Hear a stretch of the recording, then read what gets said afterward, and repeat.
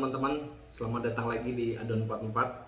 Kita sudah sampai di part 3 dan mulai part 3 ini sampai ke belakang kita langsung masuk ke Q&A seleksi CPNS Kemlu. Sekali lagi saya mengingatkan buat kalian yang baru nonton video ini dan belum tonton dua video sebelumnya, part 1 dan part 2, pastikan kalian tonton dulu biar berkesinambungan, berkelanjutan, baru kembali lagi ke video ini. Linknya saya taruh di atas ya buat part 1 dan part 2 nya. Ada beberapa pertanyaan yang akan coba saya jawab terkait dengan seleksi CPNS Diplomat Kemlu tahun 2021. Pertama, jurusan apa saja sih yang bisa mendaftar sebagai calon diplomat atau CPNS formasi diplomat? Setiap tahun Kemlu selalu meninjau dan mengevaluasi tentang jurusan ini sesuai dengan kebutuhan pada tahun tersebut. Nah, yang pasti yang selalu ada itu hubungan internasional. Jadi jurusan hubungan internasional itu umumnya selalu dibuka hampir di setiap penerimaan CPNS diplomat. Namun jurusan yang lain itu kadang ada, kadang tidak, kadang ada penyesuaian, ya semacam itulah ya. Jadi kalian harus benar-benar pastikan bahwa jurusan yang kalian miliki itu adalah sesuai dengan formasi CPNS yang dibuka oleh Kemlu untuk jalur diplomat. Untuk formasi diplomat maksud saya. Nah, untuk tahun 2021 sendiri, formasi diplomat itu dibuka untuk 140 formasi. Ini cukup banyak. Tahun ini peluangnya menjadi lebih besar karena formasi yang dibuka juga cukup besar. Jadi 140 itu lumayan banyak. Nah, untuk jurusannya apa saja? Saya akan coba bacakan sesuai dengan informasi yang disampaikan oleh Kemlu. Nanti juga akan saya cantumkan gambarnya di sini, bisa kalian lihat apakah jurusan kalian termasuk salah satu dari jurusan yang dibuka oleh Kemlu ini untuk formasi diplomat ya.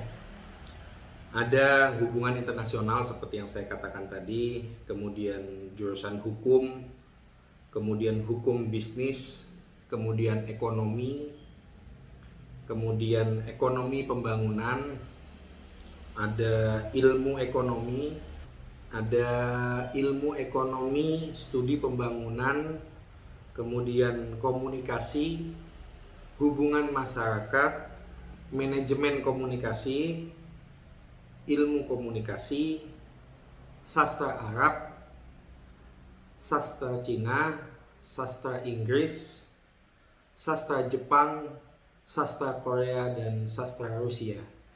Jadi ini sepertinya memang benar-benar spesifik ya. Seperti ekonominya aja ada berapa tuh?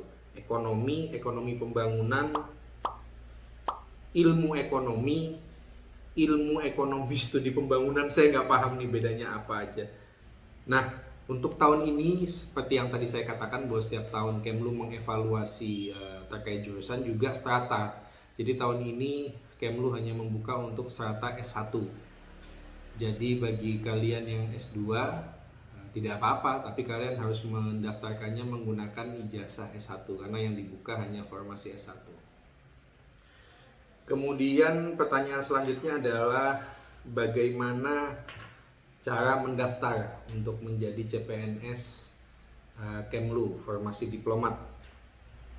Hingga saat video ini saya buat itu belum ada informasi resmi terkait dengan pembukaan CPNS Kemlu karena pembukaan CPNS mulai beberapa tahun terakhir itu dikelola secara terpusat di Kementerian PAN-RB dan BKN, Badan Kepegawaian Nasional, sehingga nanti pembukaannya akan dilakukan secara nasional dan teman-teman bisa memantau melalui website sscn.bkn.go.id.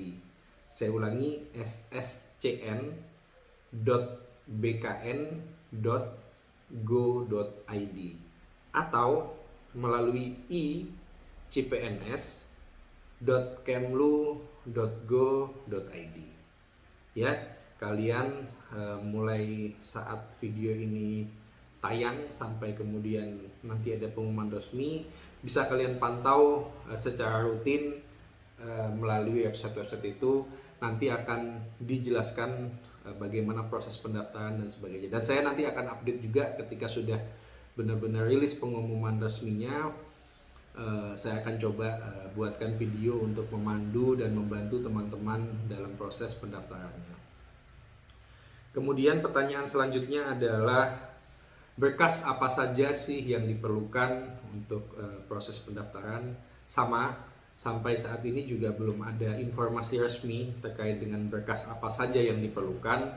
Misalnya apakah perlu SKCK atau tidak, itu juga belum terkonfirmasi ya seperti apa. Tapi sembari menunggu informasi resmi, pastikan kalian sudah menyiapkan yang umumnya biasa dimintakan, seperti ijazah asli dan fotokopi yang terlegalisir. Itu teman-teman bisa mulai menyiapkan, minta ke kampusnya. Ketika teman-teman belum punya legalisiran, teman-teman bisa meminta legalisir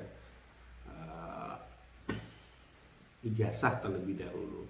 Ini juga bisa dilakukan. Dan transkrip nilai, jadi ijazah dan transkrip nilai itu dilegalisir ke kampusnya masing-masing sehingga teman-teman sudah memiliki itu. Nah, selebihnya biasanya KTP umum ya, KTP sudah ada, dan surat lamaran serta kurikulum vitae atau daftar riwayat hidup teman-teman tidak perlu siapkan dulu, karena nanti biasanya Kemlu akan menyiapkan formatnya. Jadi daripada teman-teman sudah capek-capek buat kemudian tidak sesuai dengan format, menurut hemat saya teman-teman bisa tunggu saja sampai informasi resmi ini keluar. Nanti teman-teman akan diberi format, kemudian di download dan teman-teman isi atau tulis sesuai dengan format yang disiapkan. Pastikan bahwa teman-teman tidak inisiatif untuk membuat CV misalnya. Saya punya CV lebih bagus, colorful misalnya atau apa, itu tidak kami sarankan. Jadi teman-teman ikut saja format yang sudah disiapkan oleh Kemlu. Nanti teman-teman bisa menyesuaikan di situ. Nah, kemudian berkas lain yang juga mungkin perlu teman-teman siapkan sedari awal adalah sertifikat TOEFL. Nah, ini mungkin juga perlu waktu, khususnya buat teman-teman yang belum pernah tes TOEFL. Jadi teman-teman harus melakukan tes TOEFL dulu sehingga teman-teman memiliki sertifikat. Bagi yang sudah punya, bagus, maka itu aja disiapkan untuk kemudian nanti disampaikan. Tapi yang belum berarti perlu melakukan tes TOEFL dulu, karena info yang saya dapat bahwa dipersyaratkan dalam proses pemberkasan itu nanti di awal teman-teman harus menyertakan sertifikat TOEFL yang teman-teman miliki, yang skor minimalnya adalah 550. Ini sekali lagi adalah khusus untuk diplomat ya. Untuk formasi dan jabatan lain itu memiliki skor minimal masing-masing. Yang jelas di bawah diplomat. Diplomat tertinggi 550 itu. Nah, itu mungkin terkait dengan pemberkasan. Kemudian pertanyaan selanjutnya, nanti ujiannya fisik, hadir, atau online ya? Ini juga belum dikonfirmasi. Tapi kalau pada umumnya biasanya itu tentu fisik. Jadi tesnya nanti adalah tes fisik, baik tes seleksi kompetensi dasar maupun kompetensi bidang, itu fisik.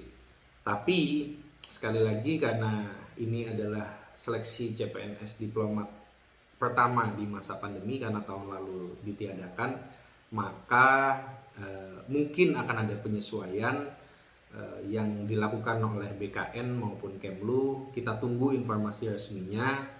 Nanti jika ada, kami akan coba share informasinya melalui konten Adon 44 ini.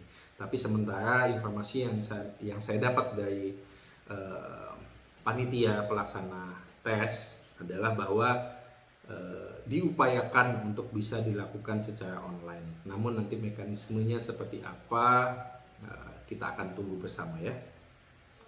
Selanjutnya adalah terkait dengan tadi kan saya sebutkan bahwa salah satu berkas yang disiapkan adalah sertifikat TOEFL. Nah, ada yang bertanya apakah sertifikat TOEFL ini harus dari lembaga tertentu kah yang menerbitkan, atau umum yang penting TOEFL, atau ada kadaluarsanya nggak? Sudah dikonfirmasi oleh panitia seleksi Kemlu bahwa Kemlu tidak mensyaratkan sertifikat TOEFL dari lembaga tertentu, artinya umum. Selama sertifikat TOEFL itu mencantumkan nilai atau skor TOEFL kalian, itu bisa, dan tidak ada masa kadaluarsanya juga. Karena sebenarnya sifat atau tujuan dari dimintanya sertifikat TOEFL ini adalah lebih kepada untuk penyaringan awal saja. Yang penting Kemlu mengetahui bahwa teman-teman memiliki kualifikasi, memiliki standar atau skor TOEFL di atas 550. Itu dulu, karena nanti pada akhirnya untuk mengetahui kemampuan bahasa teman-teman itu nanti akan dilakukan juga tes bahasa pada saatnya nanti ketika teman-teman sudah lolos di tahap administrasi, seleksi kompetensi dasar dan seleksi kompetensi bidang. Itu biasanya nanti baru ada tes bahasa. Oh iya, ngomong-ngomong, yang saya bahas dari tadi terkait dengan sertifikat TOEFL itu juga bisa digantikan dengan sertifikat kemampuan bahasa asing PBB lainnya, ya. Oke, selanjutnya sempat muncul pertanyaan juga, apakah bisa melaksanakan tes ini dari luar negeri atau hadir secara fisik di sini, di Indonesia, maksudnya di Jakarta. Ini juga sama dengan pertanyaan sebelumnya, jawaban saya juga sama. Kemlu secara khusus sudah meminta kepada BKN untuk dipertimbangkan seleksi dari luar negeri. Artinya teman-teman diaspora WNI kita yang sedang bekerja di luar negeri itu memiliki kesempatan untuk mengikuti tes CPNS ini. Tapi BKN belum memberikan jawabannya dan belum ada keputusan resmi terkait dengan permohonan Kemlu ini. Jadi nanti kita saksikan saja, kita tunggu saja, kita lihat saja seperti apa pada saatnya. Infonya sih akhir Juni ya, moga-moga nggak mundur lagi dan kita bisa sama-sama mendapatkan jawaban dari semua apa yang kita pertanyakan ini. Selanjutnya adalah apakah jika kita melewati passing grade di seleksi kompetensi dasar itu kita otomatis masuk ke tahap selanjutnya? Dulu-dulu sih setahu saya iya ya, tapi kemarin pas lihat webinarnya Biro SDM Kemlu yang memang khusus menjawab atau khusus membahas tentang seleksi CPNS ini, disampaikan bahwa yang melewati passing grade dalam kompetensi dasar di CAT nanti itu tidak mesti lulus atau tidak mesti langsung otomatis ke tahap selanjutnya, karena dipersyaratkan bahwa yang lolos ke tahap selanjutnya adalah 3 kali jumlah formasi yang dibutuhkan. Jadi misalnya diplomat itu dibutuhkannya 140 formasi, maka yang bisa lolos ke tahap selanjutnya atau SKB adalah 420 orang saja yang dengan nilai tertinggi, ya. Oke, pertanyaan selanjutnya adalah apakah misalnya kita tidak lulus seleksi CPNS tahun ini, kita bisa mengikuti lagi pada tahun depan misalnya? Oh, bisa banget. Jadi nggak ada batasan maksimal seseorang bisa mengikuti tes CPNS itu berapa kali. Yang penting masih sesuai dengan persyaratan yang disampaikan, termasuk usia. Yang penting masih dalam batasan usianya itu diperkenankan untuk mengikuti tes CPNS kembali. Nah, ngomong-ngomong terkait dengan usia, maka ada juga yang nanya nih, berapa batasan usia? Umumnya itu S1 28 tahun ya, tapi informasi kabar baik yang saya dapatkan adalah bahwa pada tahun ini usia batas maksimal adalah 35 tahun. Artinya bagi teman-teman yang S1 dan usianya belum sampai 35 tahun memiliki kesempatan untuk mendaftarkan CPNS diplomat pada tahun ini.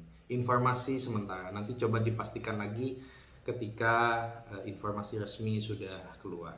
Nah, selanjutnya, apakah kita bisa mendaftar sebagai CPNS Kemlu dan CPNS kementerian lembaga lain di tahun yang sama, atau dua formasi yang berbeda di Kemlu? Jawabannya tidak bisa, karena by sistem penerimaan CPNS seperti yang saya bilang tadi terpusat di BKN, sehingga teman-teman diperkenankan memilih satu formasi di satu kementerian saja. Tidak boleh dua formasi, apalagi dua kementerian yang berbeda. Nah, terakhir nih di part 3 adalah pertanyaan terkait bersih nggak sih proses seleksi CPNS Kemlu, khususnya diplomat. Saya bisa pastikan 100% bersih. Tidak akan ada KKN di dalamnya, karena Kemlu ingin mendapatkan kualitas yang terbaik, maka prosesnya yang dilakukan adalah proses terbaik. Dengan menggunakan ISO atau Standar Internasional 9001, Kemlu dapat memastikan bahwa proses berjalan transparan, akuntabel, dan bermutu. Jadi teman-teman jangan ragu, teman-teman jangan khawatir, saya nggak punya orang dalam, saya nggak punya teman, saya nggak punya keluarga, saya nggak punya orang tua di Kemlu, sama sekali tidak ada hubungannya. Jadi teman-teman jangan underestimate, jangan mengecilkan diri, dan termasuk mengecilkan Kemlu juga dengan asumsi praduga yang semacam itu. Teman-teman yang penting fokus untuk mempersiapkan substansi, berkas-berkas, mental, kesehatan juga perlu disiapkan, dan fokus pada itu saja. Berdoa dan memohon kepada Allah, Tuhan Yang Maha Esa, semoga diberikan yang terbaik buat teman-teman. Oke, sementara di part 3 itu dulu, nanti kita lanjut lagi di part selanjutnya, masih tentang CPNS Diplomat Kemlu. Jangan lupa like, komen, dan subscribe. Nyalakan juga lonceng notifikasinya biar kalian nggak ketinggalan seri selanjutnya, part selanjutnya, dan video-video lain di channel Adan 44. Thank you so much for watching. Bye-bye.